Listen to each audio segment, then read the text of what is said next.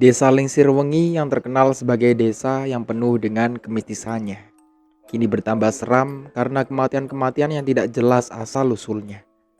Apalagi sejak kematian Lira, seorang wanita yang mati saat nifas, karena perlakuan yang tidak senonoh yang didapatinya. Hingga Lira meninggal, karena kerusakan dalam akibat perlakuan tidak baik yang diterimanya. Bahkan keluar sebuah tonjolan dari vaginanya saat dokter mengecek dan kerusakan kemaluannya karena akibat hubungan yang dilakukan Lira saat nifas. Endaru dan keluarga tengah mencari siapa yang melakukan perbuatan tak terpuji dan menjijikan itu. Hingga kematian Lira adalah sebuah misteri yang belum terungkap siapa pelaku pemerkosaannya saat masa nifas. Assalamualaikum warahmatullahi wabarakatuh. Kembali lagi di channel Sukatireng. Di kesempatan kali ini saya akan melanjutkan cerita yang berjudul Dipaksa Berhubungan Usai Melahirkan. Cerita ini ditulis oleh akun Facebook bernama Meira Syakila. Bagaimana dan seperti apa kelanjutan ceritanya? Tentunya tak usah berlama-lama. Langsung saja kita masuk ke ceritanya. Perlahan Satria berjalan mendekatinya. Dengan perasaan risau dia berusaha tenang dan berpikir positif. Dia menepuk pundak wanita tersebut. Rasa dingin menusuk kala tangan menyentuh pundaknya. Angin berembus sedikit kencang. Hawa dingin menyelundup merasuki tubuhnya. "Mbak," lirihnya memanggil wanita tersebut.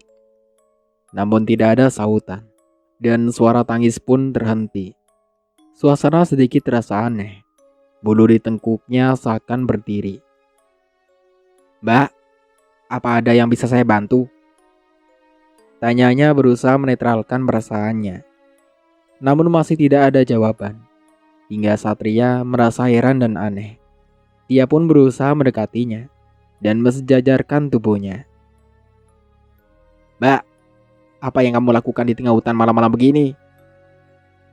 Satria mendongakkan wajahnya, berusaha melihat wajah wanita yang terus menunduk tanpa menjawab pertanyaannya.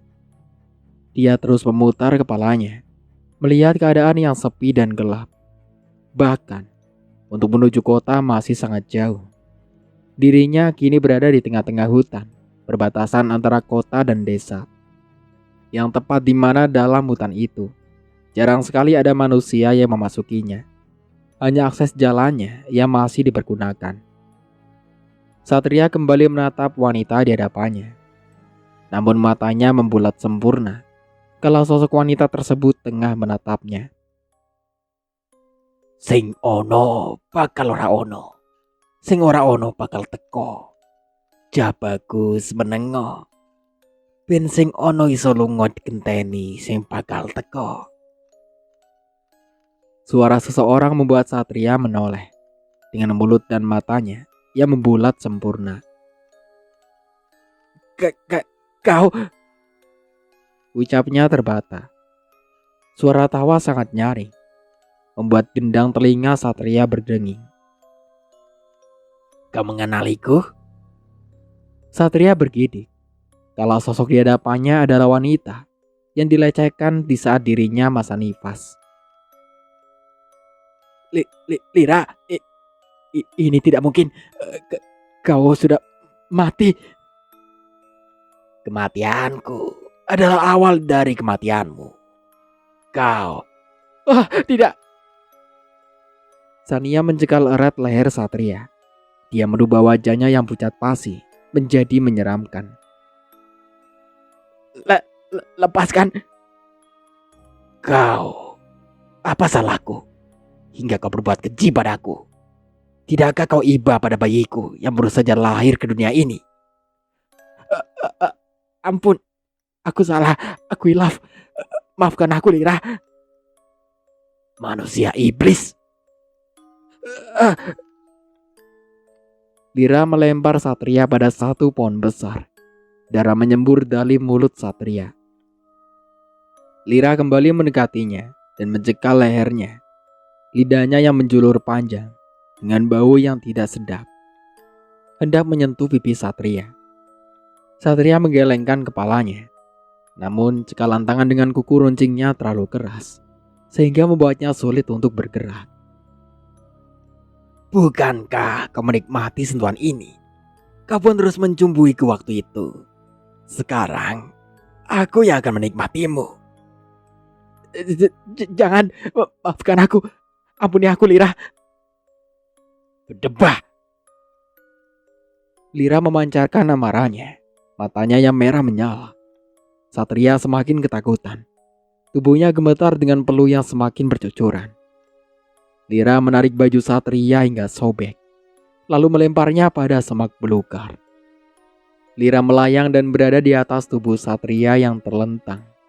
Dengan kemarahan dia menciumi tubuh dan wajah Satria. Satria merasakan mual yang teramat. Wajah yang membusuk berada tepat di atasnya. Ribuan binatang menggeliat dan berjatuhan ke wajahnya. Semakin besar ketakutannya, membuat Lira tersenyum.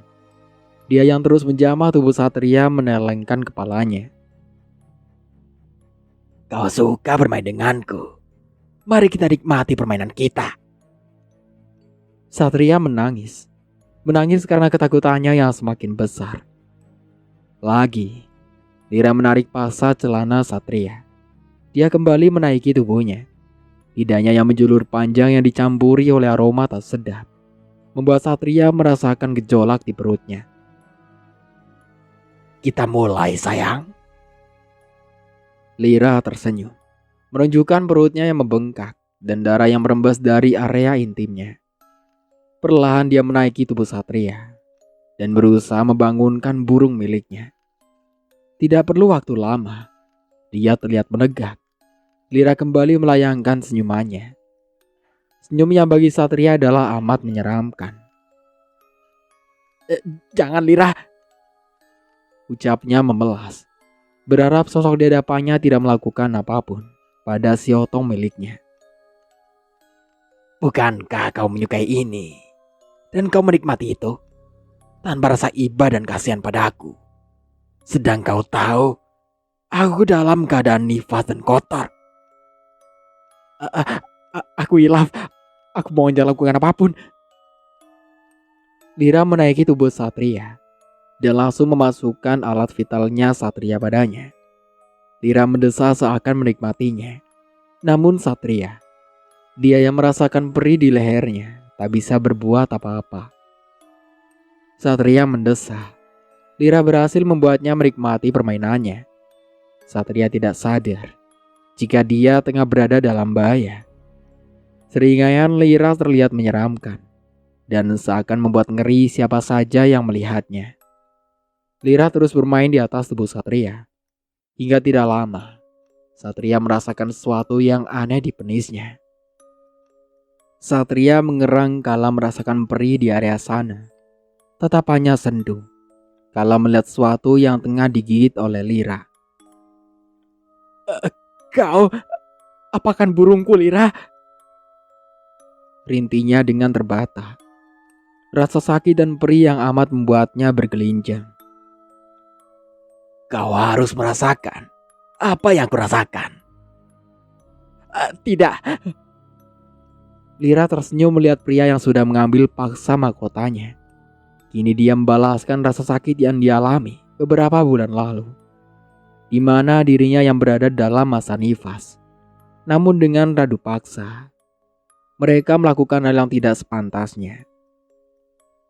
Jika kau hilaf, aku pun hilaf karena akan melenyapkanmu. Satria terperangah. Peluh dan keringat sudah membasahi seluruh tubuhnya. Rasa takutnya kian membesar menatap mata merah Lira yang tengah menatapnya dalam keadaan marah. Dendam dan rasa sakit di hatinya sudah membuat Lira berubah. Mereka sendirilah penyebabnya. Jika saja mereka tak membuat perlakuan yang tidak seharusnya terjadi, semua tidak akan seperti ini. Maafkan aku mohon ampuni aku, Lira. Maafmu tidak berguna. Tidak akan merubah segalanya. Kau menghancurkan segalanya. Kebahagiaanku, kau sudah merebut semuanya dariku. Pekiknya menatap nyalang Satria. Satria semakin ketakutan. Tubuhnya gemetar merasakan rasa takut yang semakin menjalar. Lira melayang mendekati Satria dengan senyumnya yang semakin mengembang. Lira mengangkat tangannya dan mengeluarkan kuku-kukunya yang panjang. Lira mencakar tubuh Satria dengan membabi buta. Darah yang merah dan kental mengucur dari luka cakarnya. Kematianmu akan membuat semua tahu jika aku sudah bangkit dan membalas dendamku. Lira kembali melayangkan tangannya pada Satria. Satria tak bisa berontak. Terlalu nyeri dan kencangnya cakaran yang bertubi-tubi. Lira menatap tubuh pria yang dilihatnya sudah tidak bergerak. Wajah dan perut yang hancur karena cakaran yang bertubi-tubi membuatnya tersenyum. Wajahnya yang membusuk dengan ribuan binatang yang menggeliat membuat kesan menyeramkan semakin terlihat. Ditambah dengan lidahnya yang menjulur panjang. Kematianmu awal dari pembalasanku. Kematian Johan dan Rudy itu hanyalah sebuah peringatan saja. Lirinya. Lira tersenyum puas. Dia merasa senang kalau satu musuhnya sudah kembali dia lenyapkan. Awal dendam akan dia mulai. Kematian dari Johan dan Rudy itu hanyalah sebuah peringatan. Peringatan pada manusia yang sudah berani berbuat tidak senonoh padanya. Bahkan mereka tanpa hati memaksanya berhubungan di saat masa nifas. Lira berubah menjadi kepulan asap hitam. Dia melayang memasuki rongga hidung Satria yang sekarat. Satria mengerang. Tubuhnya mengejang dan mengembuskan nafas terakhirnya. Mulutnya yang menganga dengan matanya yang melotot. Suara tawa menggema di lahan yang gelap dan sepi. Jasad Satria yang dipenuhi darah dengan luka di sekujur tubuh membuat Lira merasa senang karena sudah membalaskan dendamnya satu persatu. Lira melayang meninggalkan jasad Satria. Dia kembali berubah menjadi kepulan asap hitam dan melayang menjauh dari tubuh Satria. Mentari pagi sudah menyapa. Suasana yang indah kembali terpancar di desa Lingsir. Para warga sudah kembali beraktivitas dan berlalu lalang. Ada mayat! Ada mayat! Suara Pak Alung membuat warga yang lewat memandangnya dan menghampirinya. Mereka menghampiri dan bertanya, "Ada mayat di mana? Kau jangan ngadi-ngadi," ujarnya sambil meletakkan cangkul. "Di pinggir hutan, tepat di perbatasan," jawab Pak Alung dengan nafas ngos-ngosan. "Ya udah, yuk kita lihat. Pagi-pagi kau sudah bikin ribut," ucap Pak Eko. Mereka pun beranjak menuju perbatasan, hendak melihat mayat yang diucapkan Pak Alung. Beberapa menit mereka sampai. Pak Eko terlihat kaget karena melihat sosok mayat dalam keadaan mengenaskan. Tubuhnya penuh luka dengan kemaluannya yang hilang, ditambah perut dan wajahnya yang hancur. "Saya pulang aja, mau memberitahu Pak RT," ujar Pak Parto yang langsung berlari menjauhi Pak Alung dan Pak Eko. "Toh, tunggu kita!" Pak Alung dan Pak Eko ikut mengejar. Rasa takut membuat mereka bergiting ngeri. Mereka menuju rumah Pak Ridwan dengan nafas yang masih ngos-ngosan. Pak Parto memberitahu Pak Ridwan, "Pak Parto, bicaralah yang baik. Tenangkan dulu," sapa Pak Ridwan yang masih tidak mengerti dengan perkataan Pak Parto. Itu loh Pak, di sana ada mayat. Tubuhnya, sangat mengerikan," jelasnya yang membuat Pak Ridwan melempar pandangan pada Pak Alung dan Pak Eko. Iya Pak, di perbatasan desa Lingsir ada mayat seorang pria. Tubuhnya tidak mengenakan selai benang pun, dan wajah juga perutnya sangat mengerikan. Mari kita lihat. Bapak-bapak, mari ikut saya. Tapi Pak, panggil warga lainnya. Kita lihat apa benar di sana ada mayat. Mereka semua akhirnya kembali mengikuti langkah Pak RT. dengan rasa ngeri dan yang masih terbayang, membuat tubuh mereka gemetar. Beberapa warga dipanggil sebelum akhirnya pergi menuju penemuan mayat. Pak Eko yang masih syok hanya duduk dengan lesu. Wajahnya pucat dengan bibirnya yang terus gemetar. Ya Allah, mayatnya sungguh mengerikan. Lirihnya sambil mengusap kasar peluh yang bercucuran. Memangnya kenapa, Pak? Apa semengerikan itu? Sahut Pak Ridwan. Iya, Pak. Wajahnya dan perutnya hancur, seperti habis diterkam hewan buas. Benarkah Pak Alung? Tanyanya pada Pak Alung. Pak Alung melempar pandangan pada Parto, dengan tubuhnya yang masih sama-sama bergetar karena syok. Iya, Pak. Dan ada satu hal yang paling menyeramkan lagi. Apa itu, Pak? Anu, Pak, itu. Anu apa? Ngomong yang jelas, Pak. Lebih baik Bapak sama yang lain melihatnya langsung. Saya tidak bisa ikut, Pak. Baiklah, Pak Rian, Pak Ucok, dan Pak Retno ikut saya. Nanti kita minta Pak Sandi ikut juga. Baik, Pak. Parto, Eko dan Alung beranjak menuju rumahnya masing-masing. Mereka tidak berkata apapun, hingga akhirnya mereka sampai di rumah. Di lain sisi, warga dan Pak RT tengah menuju hutan. Pak Sandi pun ikut serta untuk melihat lebih jelas kematian pria yang ditemukan warganya. Sampai di tengah hutan, ada darah dan baju yang berserakan. Pak Ridwan mengedarkan pandangan, berharap dia menemukan sesuatu di sana. Pak, itu. Tunjuk Pak Rian pada gundukan semak belukar. Astagfirullah, kenapa seperti ini? Ujarnya menatap sosok mayat yang mengenaskan.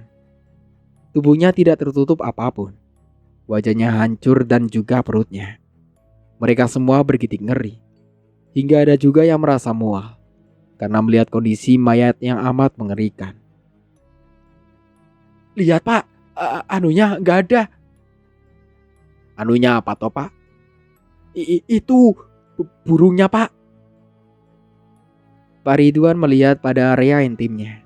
Benar saja, kemaluannya tidak ada. Bahkan terlihat sebuah bekas gigitan dari ujung dagingnya yang memerah. Mari kita bawa ke desa. Kita harus segera memberitahu warga. Pak! Teriak Pak Uco. Ada, Pak? Ada sebuah motor di depan sana.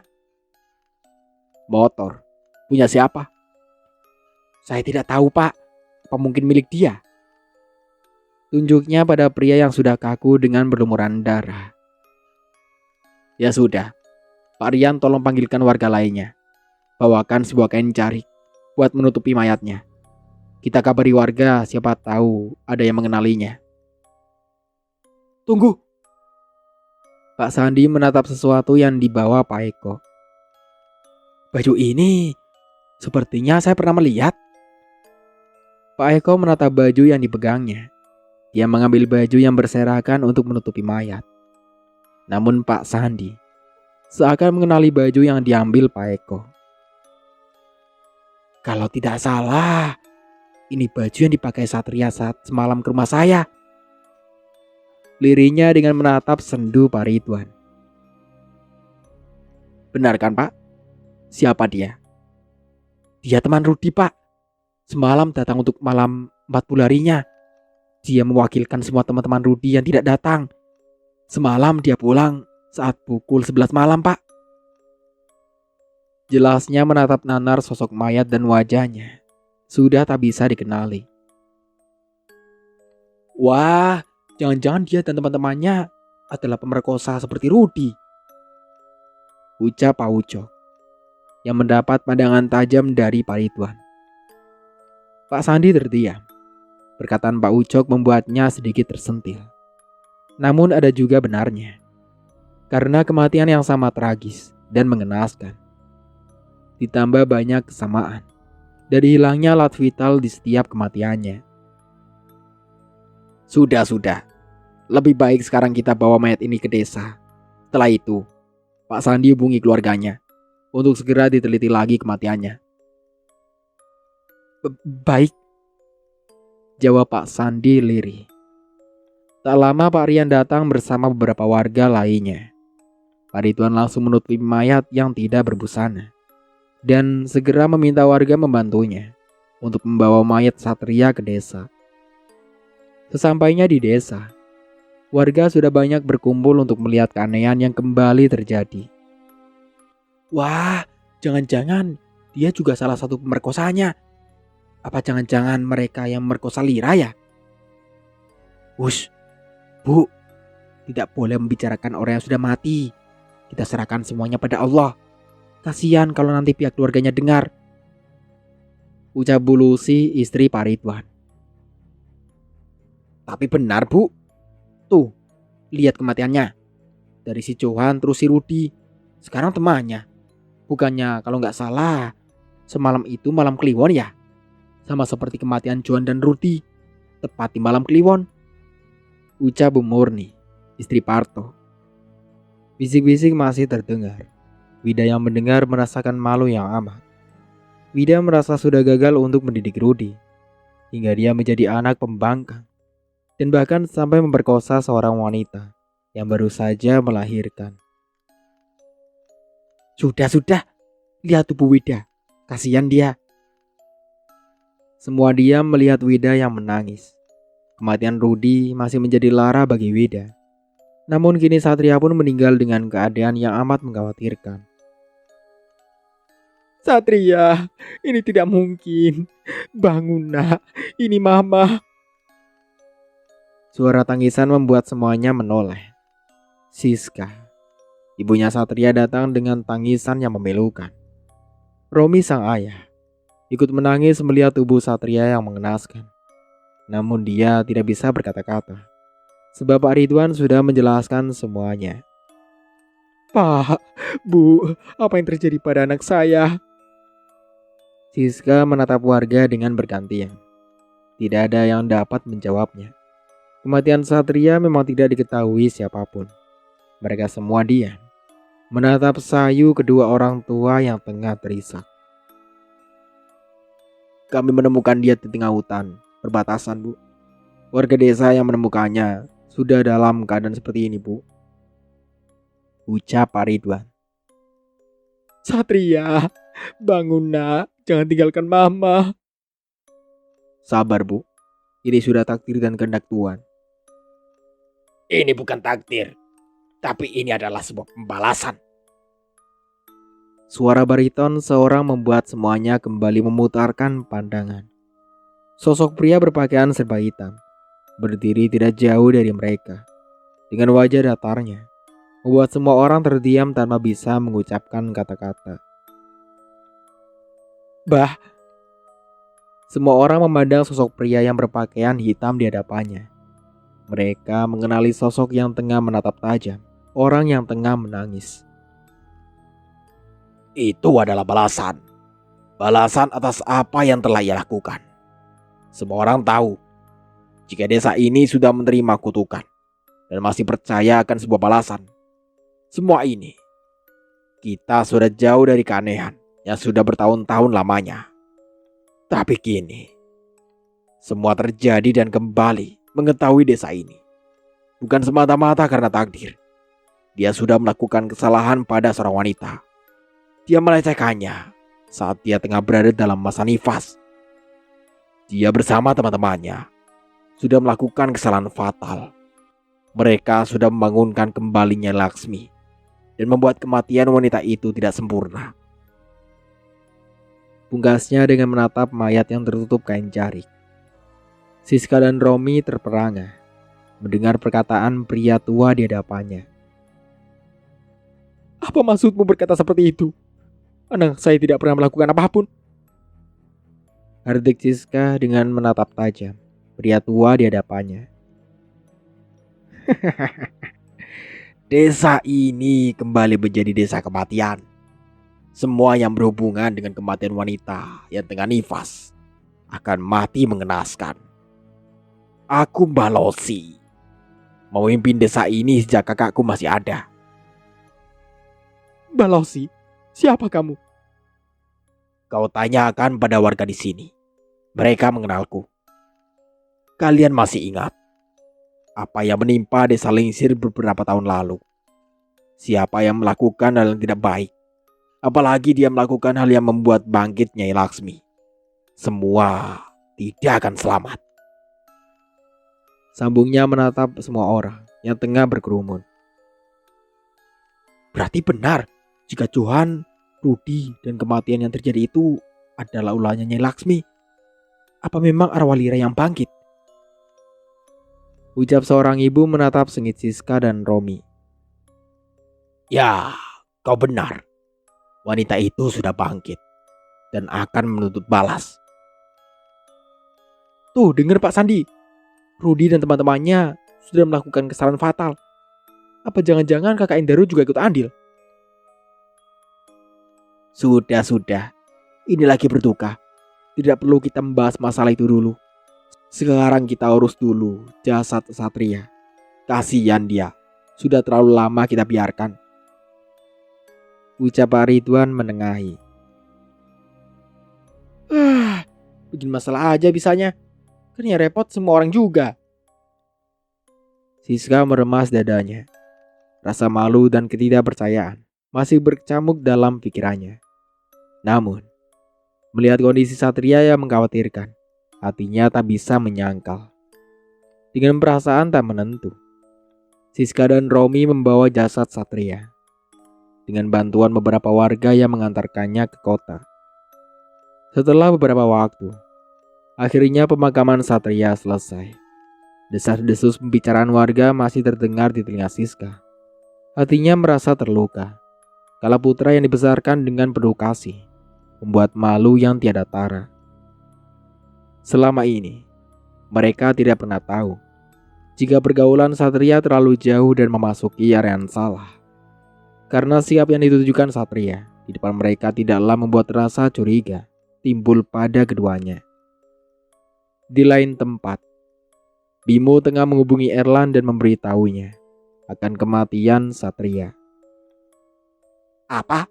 Satria tewas? Suara Erlan terdengar syok saat menerima sebuah telepon.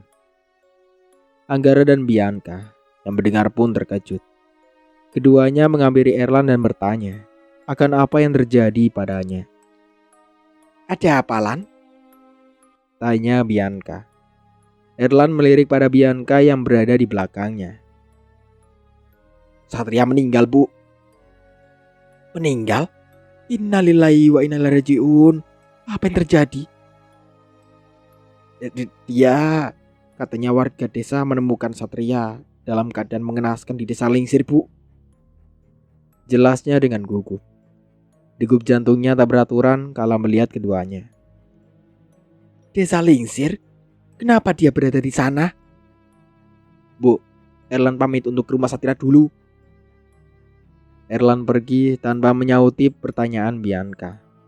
Anggara hanya menggelengkan kepala, mengerti jika Erlan tengah berduka atas kepergian Satria.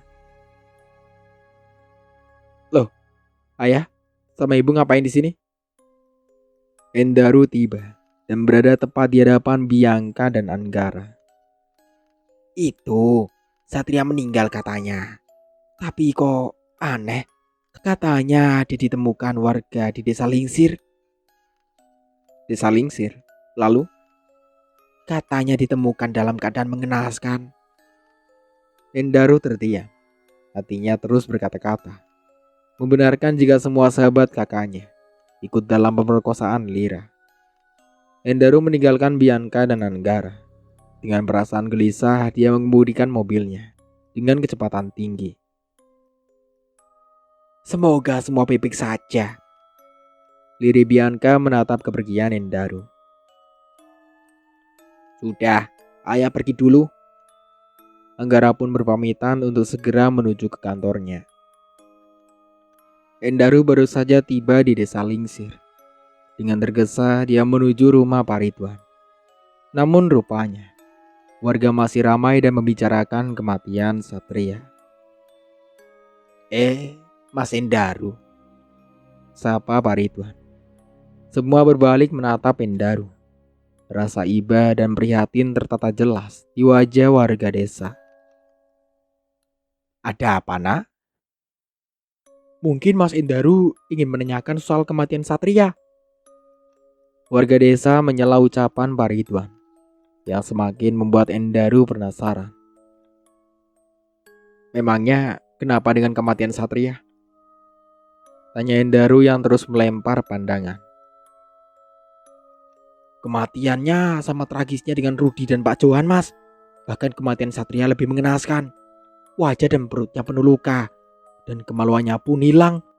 Pokoknya kematian dia itu sangat mengerikan. Seluruh tubuhnya hancur.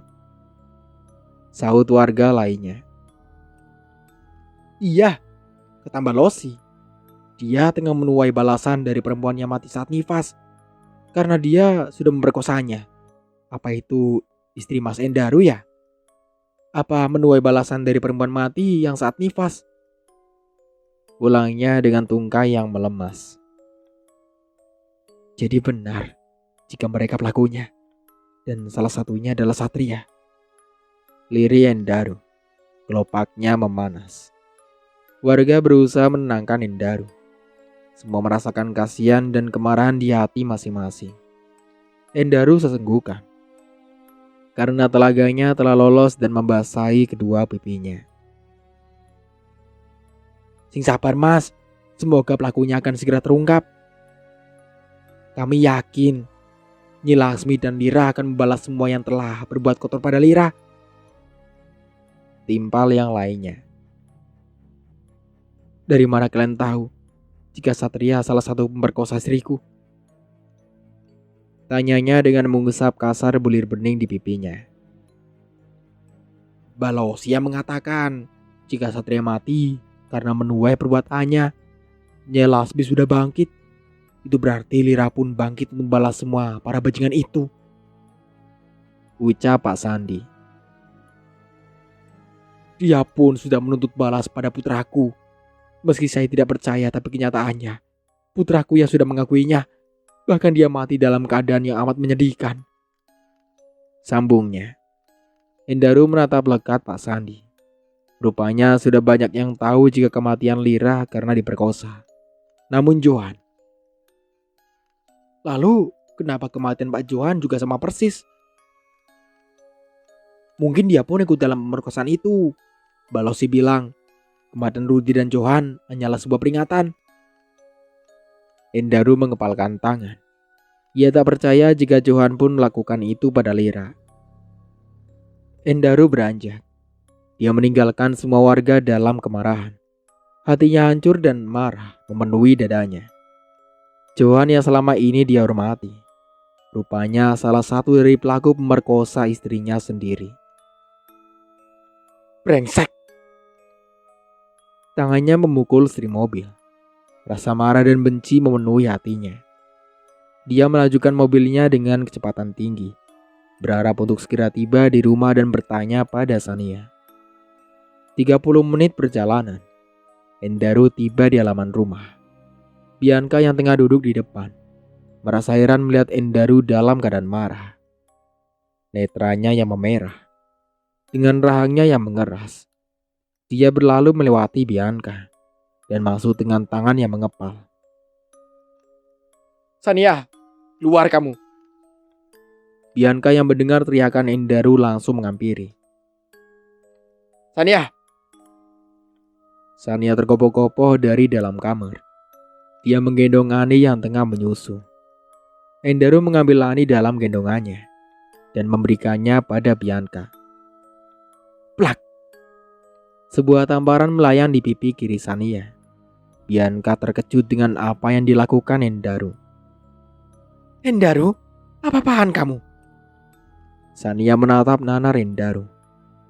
Tak mengerti mengapa Endaru tiba-tiba menamparnya. Apa salah istriku, ah? Kenapa bapak tega memperkosanya? Apa dia lupa jika istriku tengah masa nifas? Kenapa kau tega melakukan itu pada adikmu, Sania? Sania menggeleng. Tak percaya jika Endaru akan berkata seperti ini di hadapan Bianca. Endaru, apa maksud ucapanmu? Ibu, Pak Johan mati karena dia sudah melakukan hal keji pada Lira. Semua orang sudah tahu, Bu, jika Johan dan Rudy salah satu pelaku yang sudah menyiksa dan memperkosa istriku, Bu. Endaru loro ke lantai, hatinya terluka. Bayangan di mana Lira tengah menahan sakit membuatnya tak berdaya. Kenapa? Kenapa kalian tega pada istriku? Sania, katakan, apa dari maksud ucapan Endaru? Bianca menatap Sania sayu. Aku tidak tahu, Bu. Aku tidak mengerti. Kau bohong, Sania. Semua pelaku yang memperkosa istriku 7 pria dan 1 wanita di antaranya. Sania membulatkan mata. Netranya menatap Endaru dengan perasaan gelisah. Hatinya terus mengutuk dirinya. Rasa takut dan risau kini menghantui hatinya. Mas, aku tidak tahu. Cukup, Sania. Kebohonganmu tidak bisa membuatku percaya. Bukan hanya sekali aku melihatmu dalam keadaan yang aneh.